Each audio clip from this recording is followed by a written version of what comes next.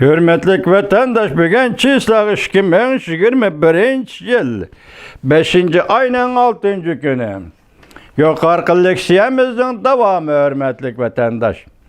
7 devlet taşkı işler ministerlerinin birleşme bayanatı da mundaq görüştüldü. Biz erken ve adil soda sistemisiga buzg'unchilik qilgan cümleden soda ticaret meblag' selish ve kapital to'plashni taraqqiy qildirishga buzg'unchilik qilayotgan qilmishlarga qattiq diqqat qilamiz. Biz kollektiv tirishchanlik ko'rsatib, xohlagancha balki zo'rlash xarakterlik iqtisodiy siyosat ve hareketlerge yüzlengende yoki duch kelganda bütün yer shari iqtisodining qat'iyligini tarbiylaymiz deyildi birleşme bayanatda. Birleşme bayanatı yana mundaq ko'rsatildi. Biz Jungo'ning xalqaro iqtisodga munosib rol elib, o'zining majburiyat ve mas'uliyatini ado qilishiga aydakchilik qilamiz. Yuqorqi leksiyaning davomi vatandaşlar. Enlikte yana bir parça leksiya. Mavzu mundaq. Amerikada ikki partiya senatorlari Devlet Mahkemesining kishilik huquq dokumentida Tibet Jungo'ning bir qismi degan bayonining chiqarib etilganligidan memnun bo'ldi. Mavzuda xabar 5. ayının 6. günü Amerika ovozidan Xitoy tili programmasi e'lon qilindi. Xabar mundaq boshlandı.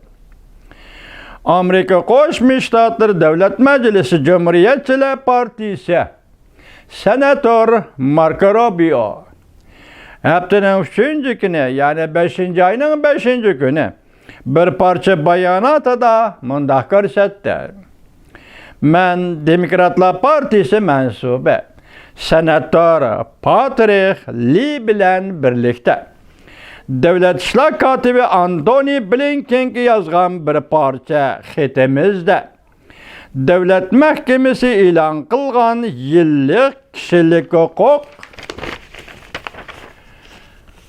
dokumentida Amerika Qo'shma Shtatlarining Tibet Avtonom rayoni ve Avtonom oblast ve yana noilaning Junhua Xalq Cumhuriyetining bir qismi ekanligini e'tirof qilishga aloqador zarur bo'lmagan tadbirlarni dokumentdan chiqarib aytganligidan memnun bo'ldik. Demek senatorlar biz hoş olumuz. Devlet Mahkemesi Junhua Xalq Cumhuriyeti'nin terkibi kısmı yoki bir kısmı Tibet demepti. Şunu biz hoş bulduk dep hazır. İki nefer senator biri sizlarga tanıştık. Cumhuriyetçiler Partisi mensubu senator Marco Rubio, yana bireylen Demokratlar Partisi mensubu senator Patrick Lee Devlet Mahkemesi'ne yani Devlet İşler Katibi Antony Blinken'e xat yazıptı vatandaşlar. 2019 yılı Tibet siyaseti ve qo'llash qonun loyihasini yazgan kişi Senator Marco Rubio ve Patrick Lee qatorliq senatorlar Devlet İşler Katibi Antony Blinken'e yazgan xatida mundaq ko'rsatdi.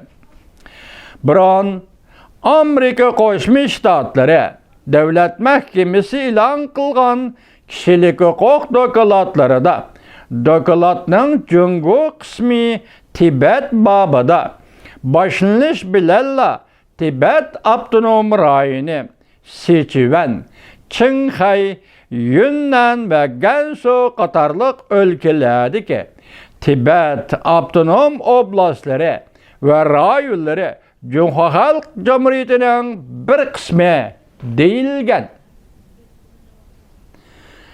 İki nefer senator 5. ayının 4. günü deb imza qo'yilgan xatida mundaq ko'rsatdi.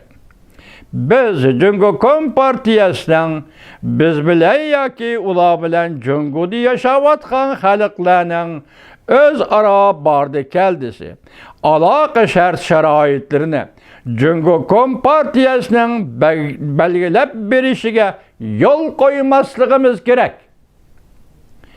Şundaqla biz Cumhuriyet Kompartiyasının ötmüş ve hazırki ahvallarını tasvirleşlerini tenkit kılmayla kabul kılmasligimiz gerek. İki nefer senator yana xetida mundaq yazdı.